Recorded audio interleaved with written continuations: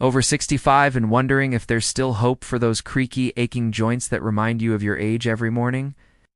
The truth is, your body has an incredible ability to repair and rebuild joint tissue at any age, and there's one simple food approach that can help turn back the clock on joint health faster than you might think possible. I'm here to walk you through exactly what science tells us about joint repair after 65, and more importantly, how you can start supporting your body as natural healing process tonight with foods you probably already have in your kitchen. No expensive supplements, no complicated meal plans, straightforward nutrition that works with your body's own repair mechanisms. Let's start with what's really happening in your joints as you age. Your cartilage, the smooth cushioning between your bones, naturally breaks down over time. This isn't your fault, and it's not something you failed to prevent.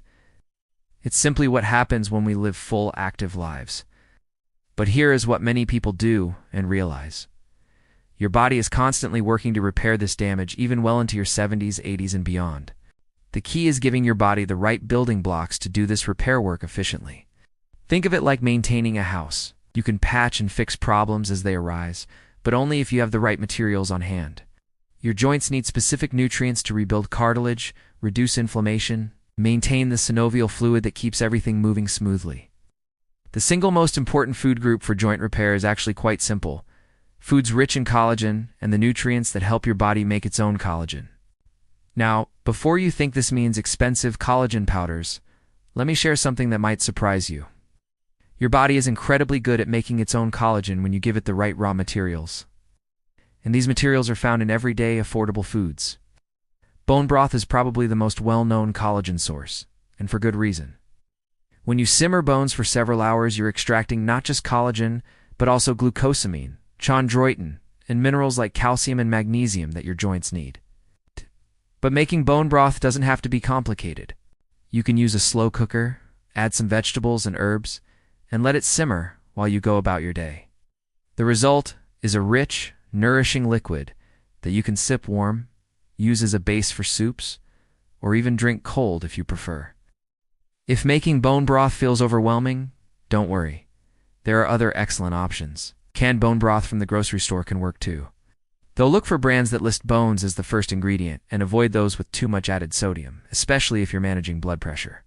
You want to aim for about 8 to 12 ounces of bone broth daily if possible, but even having it 3 or 4 times a week can make a difference. Fish with soft edible bones like canned salmon or sardines are another powerhouse for joint health. These small fish are packed with omega-2,3 fatty acids that help reduce inflammation, plus they contain calcium and other minerals. If you're not used to eating sardines, try mashing them into avocado with a little lemon juice and spreading it on toast. The creamy avocado masks the stronger fish flavor, while adding healthy fats that help your body absorb fat-soluble vitamins. Egg yolks deserve special mention here. They contain a compound called choline, which your body uses to make acetylcholine, a neurotransmitter that helps with muscle coordination and joint stability. Plus, the cholesterol in egg yolks isn't the enemy it was once thought to be, especially for joint health. Your body actually uses cholesterol to make hormones that support tissue repair. If your doctor has you on cholesterol-lowering medication, this doesn't mean you can't eat eggs. But it's worth mentioning to them that you're focusing on joint-supportive nutrition. Now, let's talk about the supporting players that make these collagen-rich foods work even better. Vitamin C is absolutely crucial because your body can't make collagen without it. But you don't need to rely on expensive supplements. Bell peppers, especially red ones, contain more vitamin C than oranges. A single red bell pepper gives you more than twice your daily vitamin C needs. You can eat them raw as a snack with a little hummus, or them gently to maintain most of their vitamin content.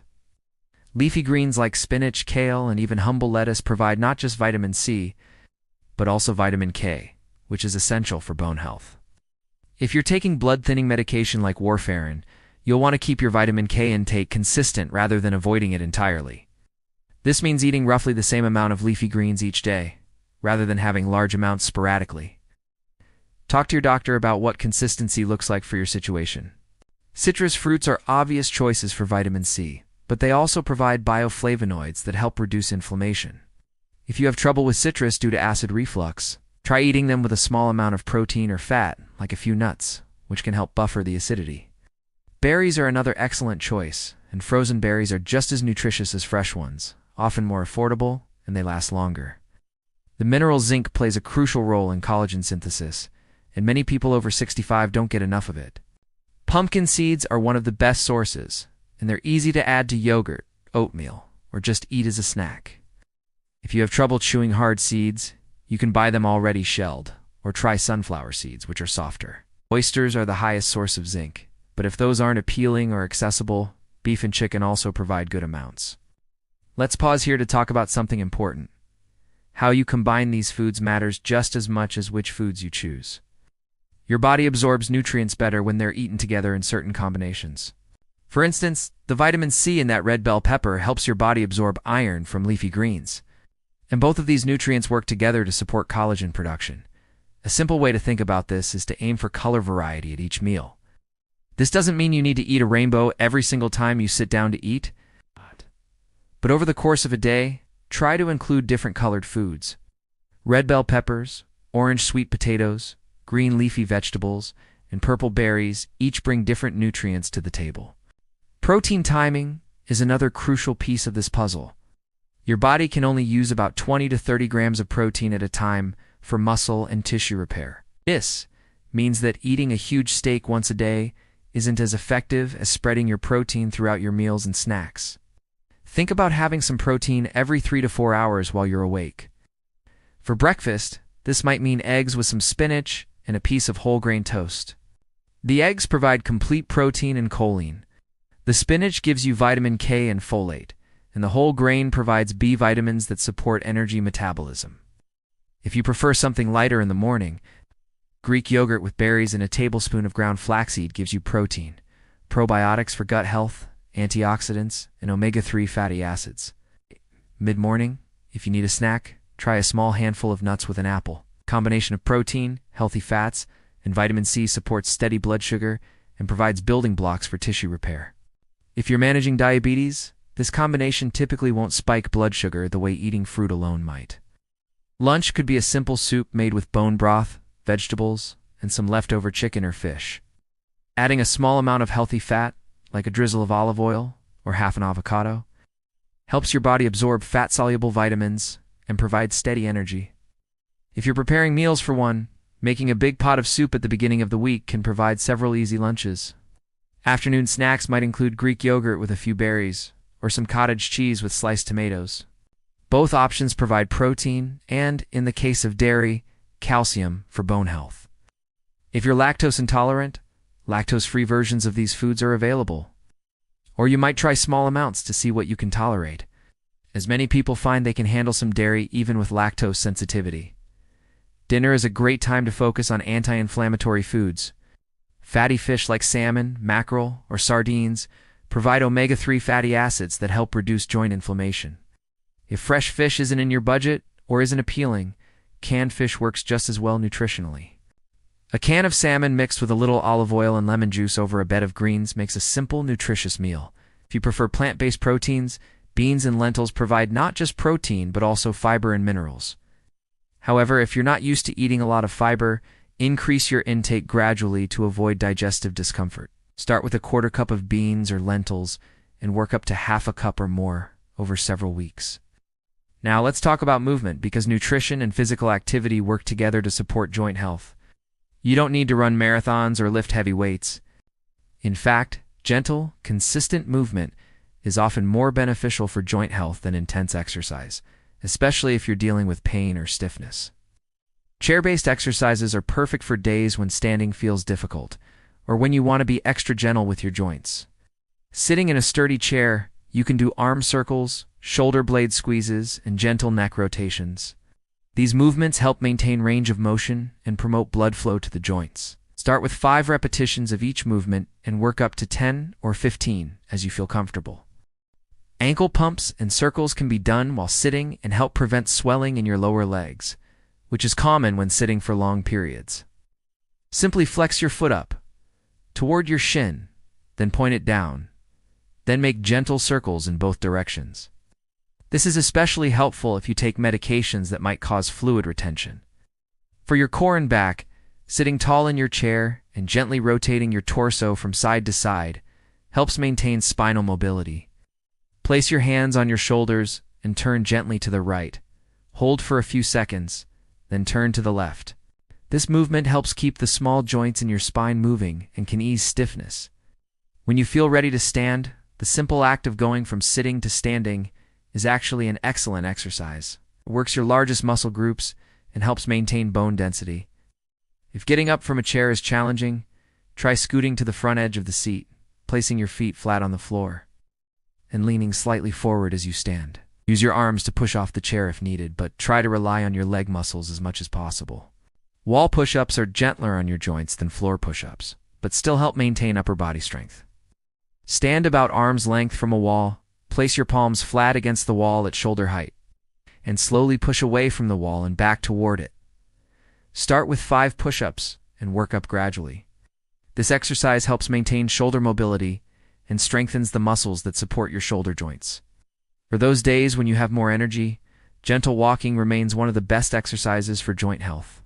Walking promotes circulation, helps maintain bone density, and keeps your joints moving through their natural range of motion. If outdoor walking isn't possible due to weather or mobility concerns, walking inside your home works too. Even walking from room to room throughout the day adds up. Balance exercises become increasingly important as we age, not just to prevent falls, but because they help maintain the small stabilizing muscles around your joints. Standing on one foot for 10 to 30 seconds, using a wall or counter for support if needed, helps maintain ankle and hip stability.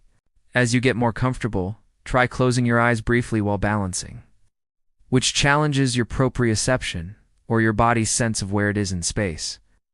Gentle stretching helps maintain joint flexibility, but it's important to stretch when your muscles are warm. It's not first thing in the morning when your joints might be stiff.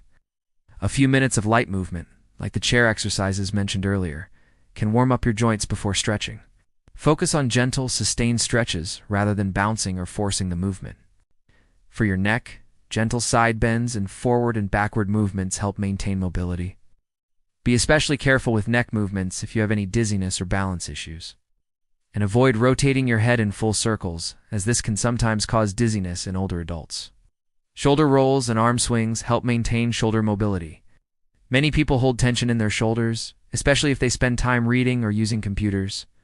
Simple shoulder shrugs, rolling them up and back, can help release this tension. For your hands and wrists, making gentle fists and then spreading your fingers wide helps maintain finger joint mobility. This is especially important if you have arthritis in your hands, or if you take medications that might cause joint stiffness. Let's talk about timing, because when you eat and move can be just as important as what you eat and how you move. Your body follows natural rhythms throughout the day. Working with these rhythms rather than against them can enhance the benefits of your nutrition and movement efforts. Morning is when your cortisol levels are naturally highest, which isn't necessarily bad. Cortisol helps you wake up and gives you energy for the day. Having some protein at breakfast helps stabilize blood sugar and provides amino acids for tissue repair throughout the morning. If you take medications in the morning, having something in your stomach, even just a piece of toast, can help prevent stomach irritation. Many people find their joints are stiffest in the morning, which is completely normal. The synovial fluid in your joints thickens overnight, like honey that's been in the refrigerator. Gentle movement helps warm up this fluid and reduce stiffness. This might be as simple as doing some of those chair exercises before getting out of bed, or taking a warm shower to help loosen up your joints. If you take medications that need to be taken on an empty stomach, work with your doctor or pharmacist to understand exactly what this means. Sometimes it means 1 hour before eating or 2 hours after eating, rather than avoiding food entirely. Getting the timing right helps your medications work effectively while still allowing you to nourish your body properly. Mid-morning is often a good time for light movement, especially if you've been sitting. This doesn't need to be formal exercise. Standing up, doing a few stretches, or walking to get a glass of water all count as movement. If you're someone who gets energy dips mid-morning, this might be a sign that your breakfast didn't have enough protein, or that you need a small snack. Lunchtime offers an opportunity to get some natural light exposure, which helps regulate your circadian rhythms and supports better sleep. If you can eat near a window, or even better outside, the light exposure can help maintain your body's natural clock. This is especially important if you spend most of your day indoors. Afternoon is when many people experience an energy lull, which is normal and related to your natural circadian rhythms. Instead of reaching for caffeine or sugar, try a small protein-rich snack or a brief walk. If you must nap, try to keep it to 20 to 30 minutes and before 3 p.m. to avoid disrupting nighttime sleep. Evening is when your body begins preparing for sleep, and your food choices can either support or hinder this process. Having your largest meal too close to bedtime can interfere with sleep quality, but going to bed hungry isn't ideal either. If you're hungry in the evening, try a small snack that combines protein and complex carbohydrates, like a piece of whole grain toast with a small amount of nut butter. Gentle movement in the evening can help prepare your body for sleep. This might be some of those chair stretches or a slow walk around your home. Avoid vigorous exercise within 3 hours of bedtime, as it can be stimulating and make it harder to fall asleep. Hydration timing matters too, especially as we age. Our thirst sensation becomes less reliable, making it easier to become dehydrated without realizing it. However, drinking too much fluid close to bedtime can disrupt sleep with frequent bathroom trips. Try to do most of your hydrating earlier in the day, tapering off a couple of hours before bed. Recovery and sleep deserve special attention because this is when your body does most of its repair work. During deep sleep, your body releases growth hormone, which stimulates tissue repair and regeneration. Poor sleep doesn't just leave you feeling tired, it actually impairs your body's ability to heal and maintain your joints. Creating a consistent bedtime routine helps signal to your body that it's time to wind down. This doesn't need to be elaborate. Something as simple as dimming the lights, doing a few gentle stretches, and avoiding screens for an hour before bed can make a significant difference in sleep quality. Room temperature matters more than many people realize. A slightly cool room, around 65 to 68 degrees Fahrenheit, promotes better sleep quality. If heating or cooling your whole home isn't practical, consider what you can control in your bedroom specifically. If pain or stiffness keeps you awake, there are several non-medication strategies that might help. A warm bath before bed can help relax muscles and ease joint stiffness. Adding Epsom salts provides magnesium, which many people find relaxing. However, if you have heart conditions or take certain medications, check with your doctor before taking hot baths, as they can affect blood pressure and circulation. Light exposure during the day and darkness at night help maintain your circadian rhythms. If you spend most of your time indoors, consider sitting by a bright window during the morning hours. In the evening, dimming light signals to your body that bedtime is approaching. If you need to get up during the night, try using a small nightlight rather than turning on bright overhead lights. Now, let's address some common concerns and safety considerations. If you're taking medications, certain foods can interact with them. Grapefruit is well known for interacting with many medications, but other foods can have interactions too. Green leafy vegetables can affect blood-thinning medications like warfarin, not because you should avoid them, but because you want consistent intake rather than large fluctuations.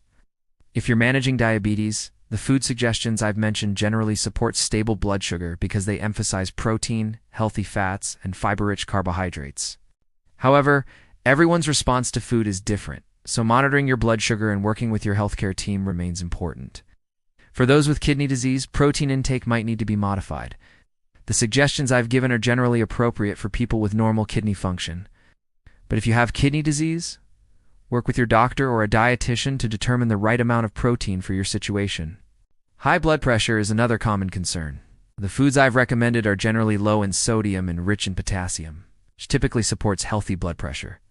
However, if you're on medications for blood pressure, increasing your potassium intake significantly might affect how your medications work.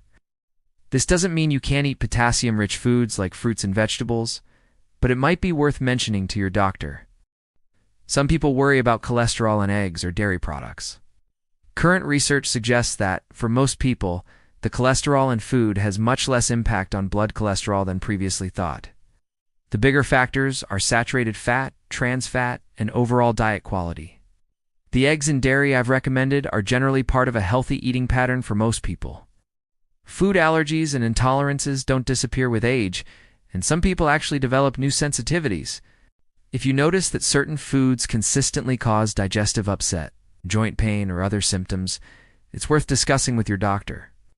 Common culprits include gluten, dairy, and certain food additives, but individual responses vary widely. Let's talk about budget-friendly approaches because good nutrition shouldn't be expensive. Canned fish like salmon and sardines are often more affordable than fresh fish and just as nutritious. Buying them when they're on sale and stocking up can make them even more economical. Frozen vegetables are typically less expensive than fresh ones and often more nutritious because they refrozen at peak ripeness. They also last longer and reduce food waste. Frozen berries can be added to yogurt or oatmeal, and frozen spinach can be added to soups or scrambled eggs. Buying protein in larger quantities and portioning it out can save money. A whole chicken can be roasted and used for several meals, and the bones can be saved to make broth. Ground turkey or chicken is often less expensive than other ground meats and can be used in many different ways. Beans and lentils are among the most affordable protein sources, and they keep well when stored properly. If canned beans are more convenient, look for low-sodium versions or rinse regular canned beans to reduce sodium content. Generic or store brands often provide the same nutrition as name brands at a lower cost. This is especially true for basic items like canned fish, frozen vegetables, and dairy products. Growing some of your own food, even if it's just herbs on a windowsill, can provide fresh ingredients and a sense of accomplishment. Herbs like parsley, cilantro, and chives are easy to grow and add flavor and nutrients to your meals. Now, let's put this all together into a practical plan you can start implementing right away. Tonight, before bed, think about what you already have in your kitchen that fits into this joint-supportive approach. You might have eggs, some canned fish, frozen vegetables, or other ingredients that we've discussed. Tomorrow, try starting your day with some protein. This might be eggs, Greek yogurt, or even a small piece of leftover chicken from last night's dinner. Add some color with berries, a sliced tomato, or some spinach if you're making scrambled eggs. Do some gentle movement, even if it's just the chair exercises we talked about. Remember, consistency matters more than intensity. 5 minutes of gentle movement daily is more beneficial than an hour of exercise once a week. Pay attention to your hydration. Keep a water bottle or glass nearby and sip throughout the day. If plain water is boring, try adding a slice of lemon or cucumber for flavor. For lunch, consider having something that includes bone broth. This might be a simple soup, or you might drink some broth as a warm beverage. If you don't have bone broth, make a note to look for it next time you're grocery shopping. This week, try adding one new joint-supportive food to your routine. Maybe it's canned salmon added to a salad or pumpkin seeds sprinkled on your yogurt. Small additions are more sustainable than major changes. Also this week, try one new gentle movement. If you've been doing the chair exercises, maybe try some wall push-ups. If walking has been difficult, try just walking to the end of your driveway or to the mailbox. Pay attention to how you feel without judging yourself. Notice. If certain foods give you more energy, or if certain movements feel good, your body will give you feedback about what's working. Over the longer term, aim to include joint-supportive foods at most of your meals and snacks. This doesn't mean every single thing you eat needs to be on the list, but rather that you're regularly including foods that provide the building blocks your joints need. Make movement a daily habit, even if it's very gentle. Consistency is more important than intensity. Your joints benefit from regular, gentle movement more than occasional vigorous exercise. Consider your sleep and stress levels as part of your joint health plan. Poor sleep and chronic stress can increase inflammation and interfere with your body's repair processes. Simple stress management techniques like deep breathing, gentle stretching, or enjoying a hobby can all contribute to better joint health. Remember that improvements in joint health happen gradually. You might notice better energy or sleep quality within a few weeks. But changes in joint comfort and mobility typically take longer to become apparent.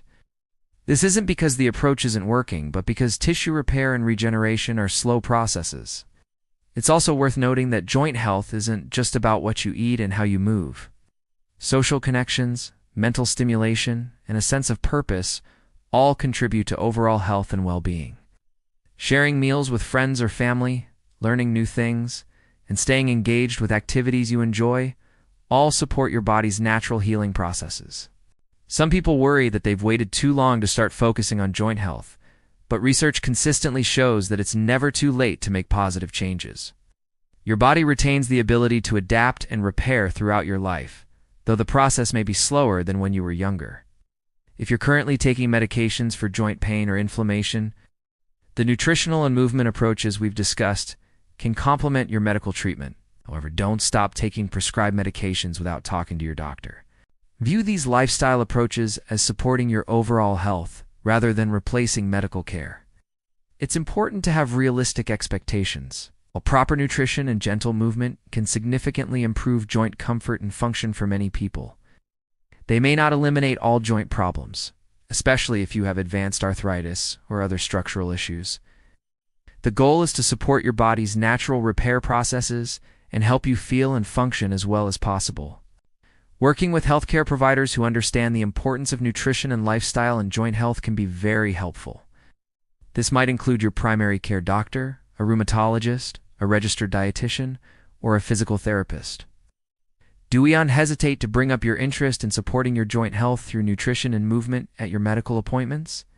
Building a support system can make a big difference in maintaining healthy habits. This might be family members who are willing to try new recipes with you, friends who will go for gentle walks, or online communities of people with similar health goals. Having support makes it easier to stick with positive changes over time. Keep a simple journal or notes about how you're feeling and what's working for you. This doesn't need to be elaborate, but noting things like your energy levels, sleep quality, joint comfort can help you identify patterns and see progress over time. Be patient with yourself and celebrate small victories. Maybe you successfully added more protein to your breakfast for a week, or you did your chair exercises every day. These small accomplishments build on each other and create lasting change. Finally, remember that this is about more than just your joints. The foods and movements that support joint health also benefit your heart, brain, muscles, and overall well-being. You're not just working on one problem, you're supporting your entire body's health and vitality. Before I finish, I want to include an important disclaimer. The information I've shared today is for educational purposes and shouldn't replace professional medical advice. Everyone's health situation is unique, and what works well for one person might not be appropriate for another. Always consult with your healthcare provider before making significant changes to your diet or exercise routine, especially if you have existing health conditions or take medications. If you have specific joint problems, persistent pain, or concerns about your mobility, it's important to work with qualified healthcare professionals who can assess your individual situation and provide personalized recommendations.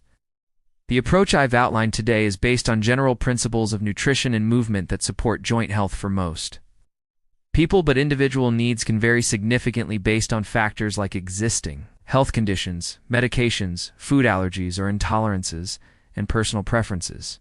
Remember, you're not starting from scratch here. You have wisdom, life experience, and an understanding of your own body that younger people don't have.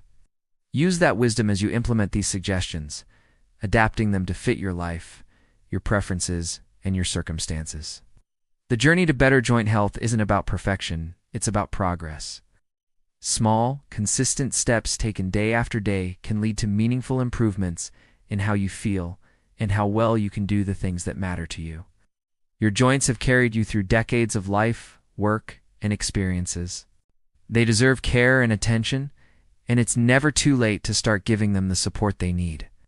Whether you're dealing with occasional stiffness or more significant joint challenges, taking steps to nourish and move your body can help you maintain your independence, comfort, and quality of life for years to come. If you found this information helpful, I'd love to hear from you in the comments. Hey, share just one word that describes how you're feeling about taking steps to support your joint health. Maybe it's hopeful, excited, determined, or even overwhelmed. Whatever it is, I'd like to know, and your comment might encourage others who are on a similar journey. Also, consider saving this video so you can come back to it when you need reminders about specific foods, exercises, or timing strategies.